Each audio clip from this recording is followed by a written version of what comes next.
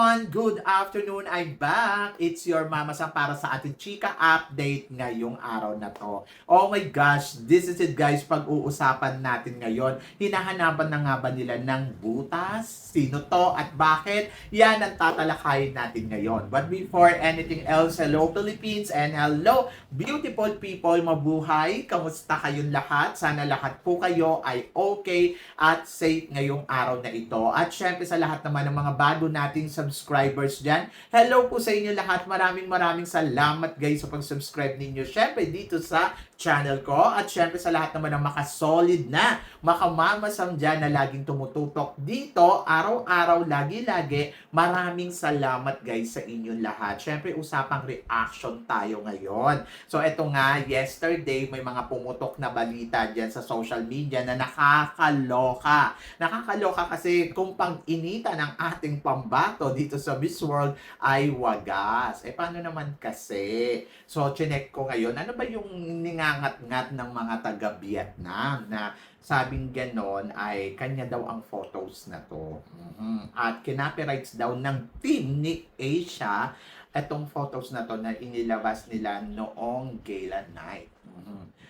So, una, chinek ko, nakakaloka naman kasi halos parehas. Parehas yung hagdanan, parehas yung background, and then nilagyan lang ng another color. So, purple ang suot dito ni ano. So, ginawa din purple. Pero kasi nakakaloka to eh. Sana, ang ginawa ninyo, gumawa kayo ng sarili ninyong ideas, gumawa kayo ng sariling identity na para sa reyna natin, di ba? Hindi yung ganito. Actually, nakita ko to yung mga pictures na to eh. Sabi ko, wow, ang ganda. Pero ayun nga, sabi nga ng complainant ay copyrights daw ang team ni ano. So para maiwasan, kasi syempre tulad yan ngayon, lumalakas yung laban ng ating pambato, di ba? So syempre, hindi imposible yung ibagawan nila ng eksena yan, hanapan ng butas. Hindi ko naman sinasabi na eksaktong ganito. Kaya lang kasi syempre bilang top contender sa competition, sa panahon na nagko-compete yung candidates mo, so syempre ang ganda-ganda ng image ni Asia, and then hindi imposible talaga na magkaroon ng mga ganitong insidente na parang alam mo yon, makakuha sila ng butas kung paano masisira yung image, di ba? So lalo na ngayon na parang alam natin na lumalamang siya kaysa kay Vietnam. So syempre para hindi tungtong sa top si Vietnam at si Philippines. So, gagawa sila ng paraan. So, wag natin kakalimutan na this is competition. At sa totoo lang, hirap tayong manalo pag sa Vietnam ang ginagawa ang competition. Kasi tulad nga ng sinabi ko, dati, hindi ko alam kung ang mga taga-Vietnam ba ay love ba talaga nila ang mga Pilipino or love lang nila kapag nakakasama nila, pero pag nandiyan na sila, syempre gusto pa rin nila ay manaig ang kanilang laban, di ba? So may gusto silang patunayan, kaya hindi mo maiiwasan na may karoon ng ganon. Pero ang maganda lang sa kanila, pag doon lang sa bansa nila ginagawa yung pageant, doon lang sila talaga nag-excel ng todo-todo. Pero kapag sa iba naman na hindi naman, nahihirapan din sila. Pero dahil nga sa nakikita ko, ay ayun nga. So, may nasilip na butas. So, I hope na sana maging okay to. At maiwasan na yung mga ganyan-ganyan. Next time, kung gagawa kayo ng mga pasabog or eksena dyan, make sure lang original ninyo. Ganon. So, ako, sa totoo lang naiintindihan ko kasi syempre sino ba naman ang matutuwa, di ba? Na parang ano ba yung kinopya nyo pa yung ginagawa ko. Syempre hindi sila matutuwa at naiintindihan ko yun. Kasi syempre, buti sana kung nagpaalam or volunteer nila yun, di ba? So yon, kaya buti na lang namatay yung issue dahil sa tawag dito kay Fatima na kung saan ay naiintriga ngayon, di ba? So, buti na lang ganon. But, syempre, hindi pa rin natin maiiwasan na, alam mo yun, hanapan nila ng butas ang ating pambato hanggat kaya nila. Gagawa't gagawa yan ng mga yan ng paraan para malaglag syempre ang ating pambato. At ngayon ay syempre nakikita natin ang ganda-ganda ng laban na ginagawa ng pambato natin tapos tayo lang din naman pala ang sisira.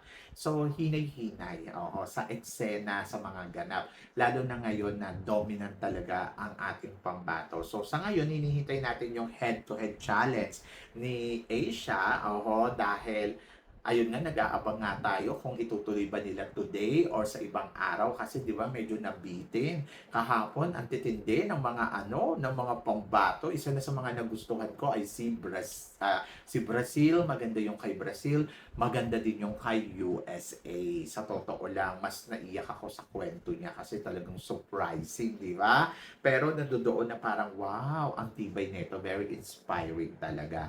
Pero sa ibang kandidata na nagkukuwento, ayoko naman sabihin na parang ano ba naman, parang hindi ko naman maramdaman yung puso ng kwento ninyo. Kasi mahuhuli mo naman kung ang kwento ba niya ay gawa-gawa lang, yung kwento ba niya ay, alam mo yun, nakaka-relate ka ba, ganun ba talaga siya, parang feeling ko ang hirap, 'di ba? So parang ang hirap i-deliver, kita mo sa deliberation kung paano nila dini-deliver yung mga sinasabi nila. Pero gusto ko yung kay Puerto Rico, kay Brazil, yung kay Czech Republic, sa totoo lang, hindi ako masyado na-impress. Tapos sa the rest, madami din talagang magagaling, no? So, yon. Pero, syempre, looking forward tayo kung ano naman ang ipapakitang kwento, syempre, ng ating pambato. Ang sabi ng ganun ako, Mama Sam, ang hirap manalo dito kasi sa totoo lang, inspiring daw yung iba. At bukod doon ay matatalino at magagaling daw talaga magsalita. Tapos, bukod doon ay, ano, may ganda daw talaga.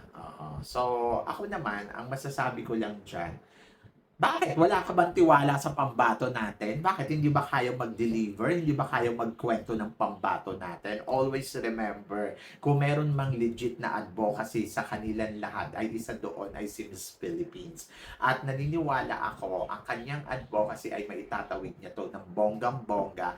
And then, ayun. So, malalaman natin kapag na siya dyan, nag-thought ko ano ang kwento niya.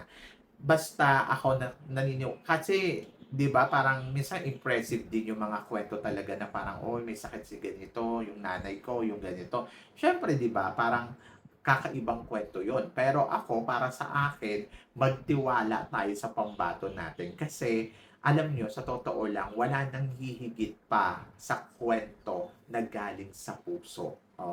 Na galing sa totoo mong experience. Wala nang hihigit pa sa yung i-de-deliver mong kwento na nagawa mo na talaga, gano'n. At doon tayo magtiwala sa ating pambato kasi yung kanyang kwento hindi lang naman 'to basta-basta kwento lang, 'di ba? Meron nga umabot nga hanggang dulo pero hindi naman nanalo, So, ano lang 'yan, kumbaga parang fast track lang naman 'to na na puwedeng pasok ka na sa semifinals. Pero nandodoon ako sa part na sana ang kwento ng pambato natin ay alam mo yon, makarating sa dulo. Yung kumbaga para isa siya sa mga sanang mapili ng organization. Ganon. And then of course, tiwala. Ayun talaga yung isa sa mga importante nating ibigay sa ating pambato, yung tiwala. So, yon. And then, ito sa issue na to, syempre naloka ako kasi parang ano ba, naghahanap ba sila ng butas para sa pambato natin? Kasi parang feeling ko 2 weeks ago na yung introduction nilang yan eh. Tapos parang biglang ano yun, biglang may ganitong eksena, biglang sasabihin mo ng nangapi or may bakit nung nakaraang buwan, nakaraang linggo, hindi nyo inilabas agad yan? Bakit ngayon lang? Ngayon nyo lang nakita.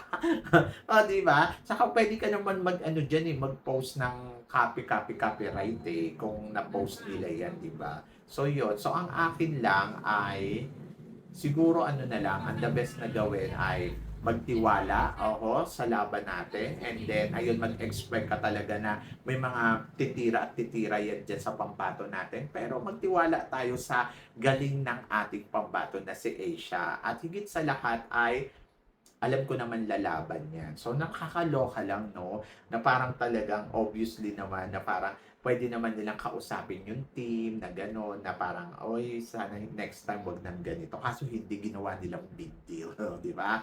So, big deal sa kanila yon. Paano naman kasi, baka kailangan nila ng ingay, baka kailangan nila ng intriga. And I hope na sana hindi to makaapekto sa pambato nila or hindi makaapekto to sa pambato natin, di ba? So, yun, ang reaction ko lang dyan ay naloka ako ng bonggang-bongga kasi sa totoo lang, tama naman siya kasi meron naman siyang ano din. Kumbaga parang ginaya kasi. Sana next time iwasan yung manggaya, 'di ba? So 'yon.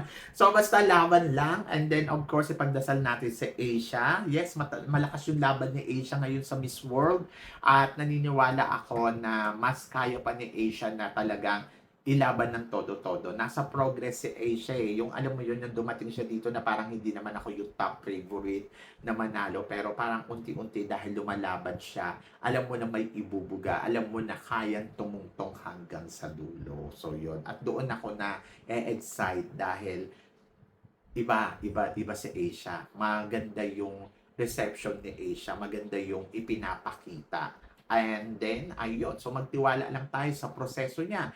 And, malay natin, siya na ang susunod na reyna ng, syempre, Miss World. So, possible naman, di ba? Possible na makuha natin yung corona ng Miss World ngayong taon na to. At, let's see, ipag-pray natin yan. So, yon. So, kayo guys, ano guys ang masasabi ninyo dito sa mga pinag-uusapan natin ngayon? I-comment below mo yan para at least malaman ko naman kung ano naman ang chika mo dito sa mga tinatalakay natin. Syempre, maraming salamat po sa inyong lahat sa love and support na binibigay ninyo syempre dito sa channel ko. Sa mga hindi pa nakaka-follow at nakaka-subscribe, baka naman please don't forget to click like and subscribe my channel. At i-click nyo na rin po ang notification bell to more updated. Syempre sa aking mga chika, sabi ng ganon, always keep smiling and laban lang. So guys, hanggang dito na lang. Hanggang sa muli nating chikahan. See you tomorrow. Thank you guys.